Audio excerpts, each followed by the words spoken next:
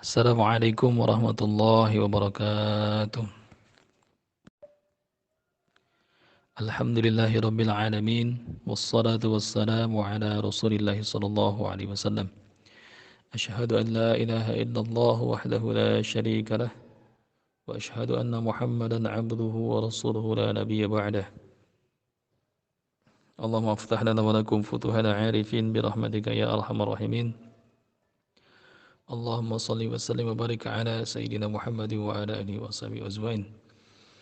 اللهم رب اشرح لي صدري ويسر لي أمري واحلل عقدة من لساني يفقه قولي فتاه يا عليم اللهم رب زدنا علما نافعا ورزقا واسعا وشفاء من كل داء اللهم اغننا بالعلم وزينا بالحلم وأكرمنا بالتقوى وجملنا بالعافية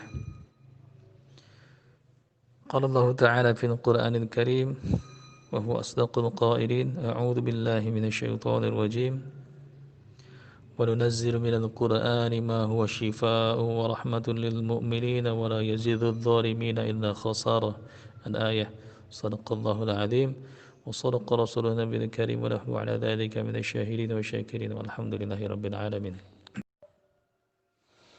الحمد لله والشكر على نعم الله. Apa kabar ikhwah? Semoga Allah Subhanahu wa taala memberikan perlindungan yang penuh kepada kita semua di pagi ini, dan semoga keberkahan dan kesehatan selalu tersimpah luah kepada kita dari mulai pagi hingga petang nanti insyaallah. Mari awali pagi kita dengan zikir pagi karena beberapa keutamaan, terutama kita para peruqyah dan mungkin para praktisi di lapangan, ahli bekam, para praktisi pengobatan tibun nabawi, dan mungkin bagi para pemula yang mulai beranjak pada dunia ruqyah ini insyaallah.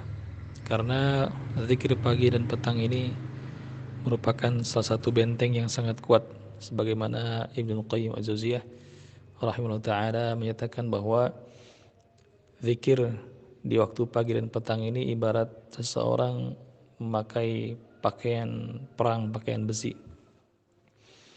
Maka semakin dawam, semakin sering dibacakan dan semakin dihayati, dia semakin tebal baju besi tersebut, sehingga panah-panah tidak mampu menembus, bahkan memantulkan panah kembali.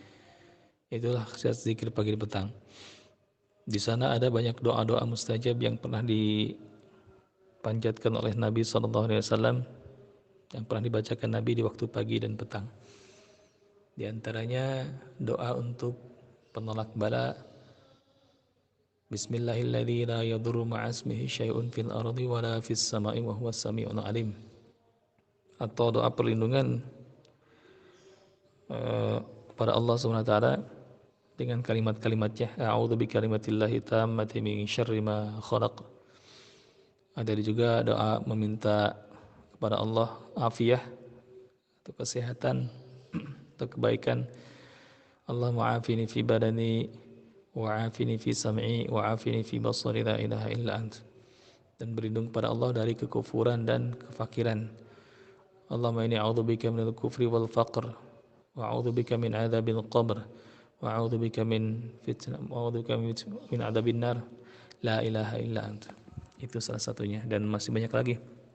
Termasuk di sana ada sayyidul istighfar dan lain sebagainya.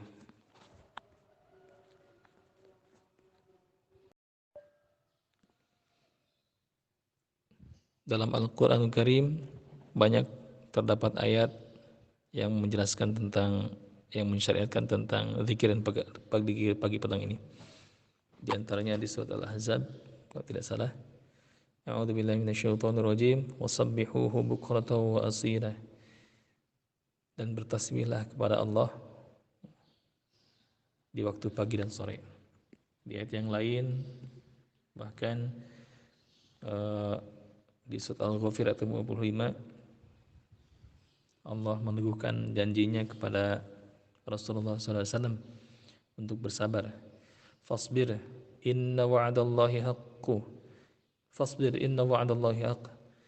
maka bersabarlah kau Muhammad, inna wa'adallahi haq, sungguhnya janji Allah itu benar. Wastaghfir dzambik, dan memohon ampunlah atas dosamu. Wasabbih bihamdi rabbika bil 'ashyi wal ibkar. Wasabbih, dan bertasbihlah bihamdi, dengan memujinya Rabbik, dengan memuji Rabbik, dengan memuji Tuhanmu, bil 'ashyi wal ibkar, di waktu pagi, wal ibkar, dan sore hari. Makna al-ibkar dalam ayat di atas, awal hari al-ibkar, wal 'ashyi ini sore hari. Mohon maaf tadi. Jadi wasabbih bihamdi rabbika bil 'ashyi wal ibkar, dan bertasbihlah dengan memuji Tuhanmu bil 'ashyi, di waktu sore, wal ibkar, dan pagi hari. Ini ayat yang cukup kuat untuk meyakinkan kita bahwa zikir pagi petang ini sangat bermanfaat adanya, terutama untuk kehidupan akhir kita nanti kelak, insyaallah. Niatkan diri untuk ittiba'us sunnah, untuk mengikuti sunnah Rasulullah SAW, sebagaimana janjinya, man ahya sunnati 'inda fasadi ummati falahu ajru mi'ati syahid. Dan di hadis yang lain, man ahya sunnati faqad ahabbani wa man ahabbani faqad ma'i fil jannah, kana ma'i fil jannah. Siapa yang menghidupkan sunnahku maka dia mencintaiku, dan siapa yang mencintaiku faqad ma'i, kana ma'i fil jannah, maka dia akan berada di surga bersamaku. Allah alam. Lantas ada pertanyaan, kapan zikir dari pagi dan petang ini dilaksanakan?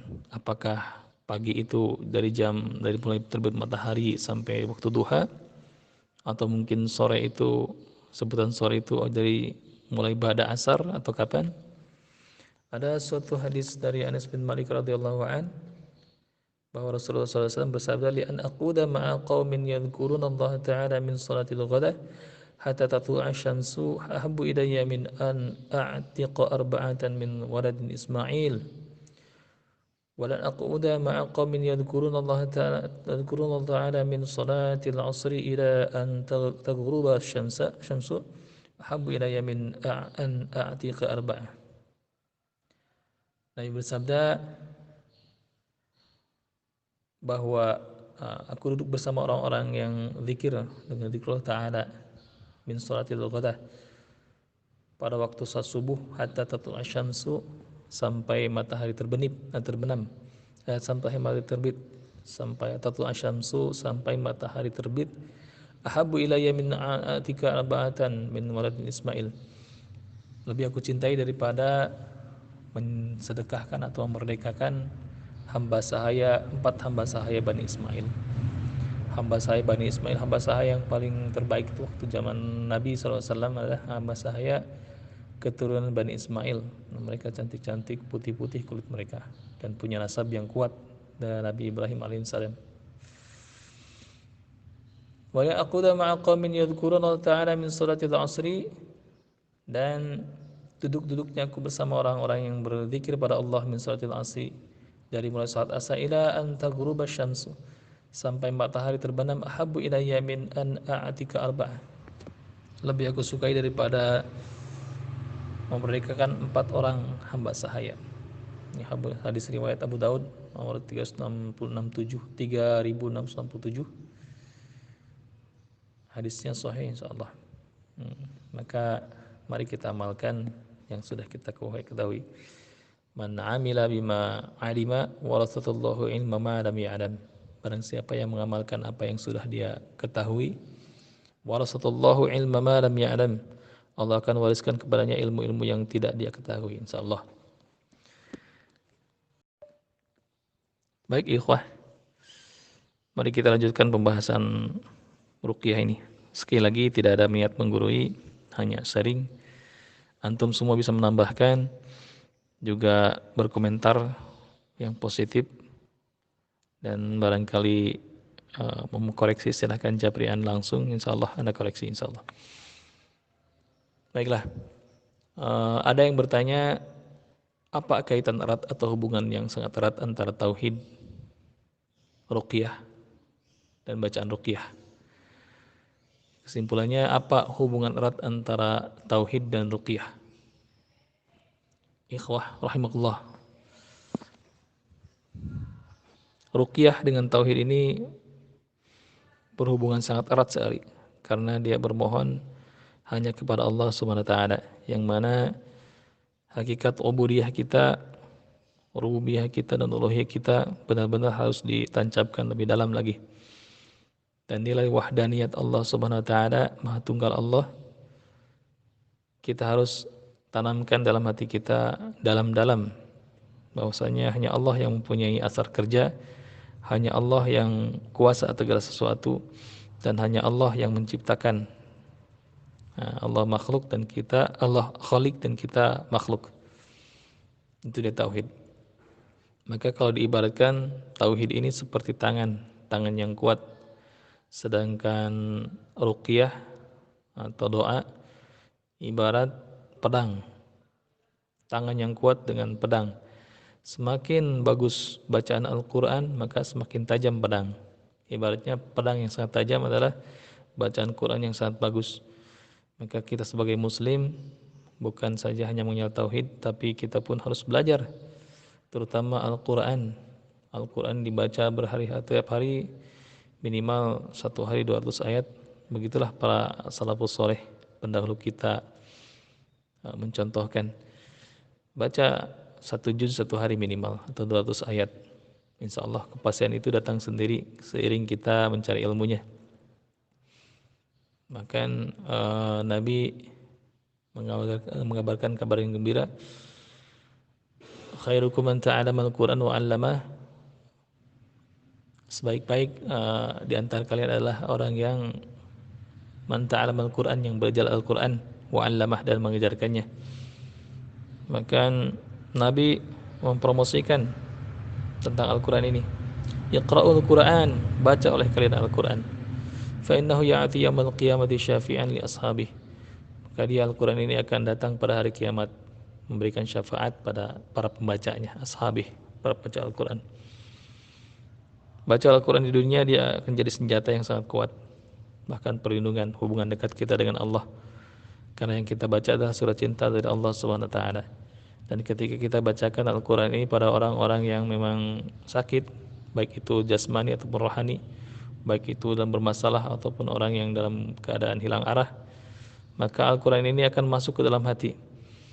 Karena Al-Quran ini diturunkan melalui suara, bukan tulisan. Dan tulisan dalam Al-Quran, kitab Al-Quran ini disebut kalam dal.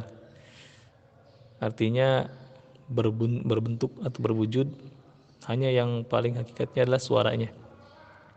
Berbeda seorang ketika menempelkan ayat kursi di tembok rumahnya atau di pintu rumahnya dengan tujuan untuk mengusir jin atau syaitan, dengan ayat kursi yang dia bacakan ketika dia sebelum tidur atau ketika dia dalam keadaan bermasalah dalam ruqyah mandiri. Berbeda hasilnya. Mana sebagian orang-orang yang tidak mau repot, tempelkan saja ayat kursi di tembok, di pintu. Atau mungkin yang paling parah, ayat kursi ditulis lalu dibakar dan diminumkan. Alhamdulillah, teman-teman. Ayat kursi dibacakan maka dia berefek. Antum bisa langsung buktikan sendiri kepada pasien antum atau mungkin kepada diri sendiri ketika memang benar-benar galau atau hilang arah. Bacakan di telapak tangan, lalu tiupkan dan usapkan. Dan di bagian-bagian yang sakit bisa kita diagnosa apakah ini gangguan jin atau mungkin gangguan jasmani biasa. Jadi cara mudah untuk mengecek ketika kita merasakan sakit di bagian-bagian tubuh tertentu yang kurang wajar, atau seperti ada yang berjalan, atau mungkin ada vonis kanker atau miom atau kista, atau mungkin sakit kepala sebelah, atau mungkin sakit-sakit yang lainnya, kita bisa langsung buktikan. Coba untuk bacakan beberapa ayat standar seperti misalkan Al-Fatihah, Ayatul Kursi, Al-Ikhlas, Al-Falaq, An-Nas, lalu tiupkan ke telapak tangan dan usapkan di area tersebut, di area yang sakit tersebut. Nah, kalau nanti reaksinya agak panas atau berpindah rasa sakitnya, atau mungkin menghilang, atau mungkin timbul agak mual, langsung sendawa dan muntah. Ini kemungkinan besar bukan sakit jasmani, tapi sifatnya sakit ruhani. Dia butuh obat yang ruhani juga, yaitu ruqyah syar'iyah. Cara paling efektif kalau misalkan tidak bisa ruqyah mandiri, bisa dengan membacakan Al-Baqarah. Sebetulnya ruqyah mandiri sangat mudah sekali, ikhwah. Jadi bacakan dengan bersuara. Sekali lagi dengan bersuara. Contoh seperti ini misalkan. A'udzu billahi minasyaitonir rajim. Bismillahirrahmanirrahim. Allahu la ilaha illa huwal hayyul qayyum. لا تأخذه سنة ولا نوم له ما في السماوات وما في الأرض من ذا الذي يشفع عنده إلا بإذنه يعلم ما بين أيديهم وما خلفهم ولا يحيطون بشيء من علمه إلا بما شاء وسع كرسيه السماوات والأرض ولا يؤوده حفظهما وهو العلي العظيم. Tiupkan ke telapak tangan, lalu usapkan ke seluruh tubuh, terutama di area-area yang sakit, dan lihat reaksinya. Kalau misalkan tidak ada reaksi apa-apa, maka berhusnuzon, barangkali itu penyakit jasmani. Tapi segala penyakit bisa hancur dengan Al-Quran ini, biidznillah insyaallah. Karena dalam ayat wa nunazzilu minal Qur'an, dan kami telah turunkan dalam sebagian dari Al-Quran ma perkara huwa dalam Al-Quran itu syifa, penyembuh tanpa obat. Kalau misalkan antum atau saudara antum atau siapapun divonis kanker stadium 4 atau misalkan divonis nyawa antum tinggal 2 minggu lagi karena suatu penyakit yang sangat berbahaya, maka kembali kepada Allah. Kembali kepada Allah. Misalkan antum divonis 2 minggu lagi meninggal, nyawanya bertahan sampai 2 minggu lagi, maka habiskan 2 minggu itu untuk taqarrub ila Allah, rindukan surga, rindukan akhirat, dan hantam dengan Al-Quran. Insyaallah nyawa ada di tangan Allah subhanahu wa ta'ala. Kembali ke bahasan, yaitu tentang hubungan ruqyah dengan tauhid. Banyak dari kita, ikhwan-ikhwan kita yang berjuang dakwah tauhid melalui ruqyah ini. Karena ruqyah ini langsung dibuktikan. Berbeda dengan ruqyah, berbeda dengan kajian-kajian di ta'lim-ta'lim, di masjid-masjid atau misalkan tabligh akbar atau yang lainnya. Kenapa demikian? Karena yang dibahas adalah tentang jin, tentang sihir, tentang amalan-amalan yang sesat, tentang hal-hal yang sifatnya vital terhadap tauhid.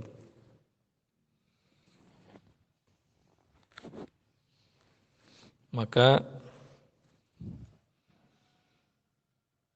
kalau misalkan seseorang mendakwahkan ruqyah ini kepada tetangga, kepada saudara, dan mengajak mereka kepada jalan tauhid ini, insyaallah kita adalah salah satu bagian dari laskar-laskar pejuang tauhid. Karena para nabi, 315 rasul dan 124.000 nabi, semuanya diutus ke dunia ini membawa misi satu, yaitu tauhid, mentauhidkan Allah Subhanahu wa taala. Maka ikutlah ambil bagian, karena mengajak manusia dari minadh-dhulumati ila nur, dari kegelapan menuju cahaya, insyaallah. Mohon maaf agar kajian kita tidak terpotong, karena bisukan dulu notifikasinya. Hanya admin yang dapat mengirim pesan, insyaallah. Nanti dibuka lagi ya. Baik ikhwah, ada yang bertanya, bagaimana kalau saya tidak bisa atau tidak pandai atau tidak fasih membaca Al-Quran, apakah bisa meruqyah? Jawabannya tentu sangat bisa, asal akidah antum lurus, tidak menduakan Allah, tidak mentigakan Allah atau menyekutukan Allah dengan yang lainnya. Yang kedua, antum harus bersyahadat dulu. Di dalam syahadat itu terkandung kalimat-kalimat iman, yang mana lafaz la ilaha illallah, asyhadu an la ilaha illallah. La ilaha, tidak ada Tuhan yang wajib disembah, la ilaha illallah, dinafikan semuanya illallah kecuali Allah. Maka di luar Allah semuanya makhluk. Di luar Allah semuanya lemah dan di luar Allah semuanya bergantung pada Allah. Ditancapkan dulu dalam hati bahwa bacaan ini tidak akan berpengaruh apa-apa kecuali biidznillah, kecuali atas izin dari Allah. Bacakan perlahan, bacakan yang antum bisa. Tidak perlu atau bukan tidak perlu, tidak usah antum menyempurnakan bahasa bacaan, menyempurnakan bacaan. Kalaulah kondisinya kepepet istilahnya. Apa yang dibaca? Antum bisa bismillah, baca bismillah. Baca Al-Fatihah, bisa Al-Fatihah, baca Al-Fatihah. Kalau diibaratkan tangan yang memegang ini tauhid, kekuatan iman dalam hati, dan ruqyah ini pedang. Ya, kalau bacaan Quran kurang bagus, ya pedang yang tumpul tapi tajam di ujung. Tidak mengapa, pedang yang tumpul pun bisa dipakai untuk memukul musuh. Begitu kan? Dengan ujung yang tajam seperti tombak bisa dipakai. Hanya saja kecepatan, kecepatan prosesi ruqyah tergantung dari tauhid, kekuatan tangan tadi. Jadi ibaratkan dan pedang yang tajam, sekali tebas langsung putus leher kan, seperti itu. Kalau kita misalkan bacaan Quran agak berantakan, mohon maaf, atau eh, kurang fasih, tapi kekuatan iman kita yakin 100% bahwa Allah Maha Pengabul doa dan Allah sebaik-baiknya tempat berlindung dan tempat dipohonkan pertolongan, maka yakinlah kita seperti memukul orang dengan pedang tumpul, minimal terluka, memar-memar, bahkan bisa mati. Bacakan, tugas kita hanya membacakan, tidak ada niat yang lain. Ijabah hanya Allah yang menentukan. Dan semakin kita sering meruqyah, semakin kita temukan uh, apa hakikat ilmu ini sebenarnya. Maka bacaan Al-Quran ini memang berefek pada mereka yang memang gangguan. Dan Al-Quran ini memang Allah SWT turunkan sebagai rahmat. Dan kita semakin yakin pada apa yang Allah janjikan dalam Al-Quran, dalam firman-firmannya insya Allah.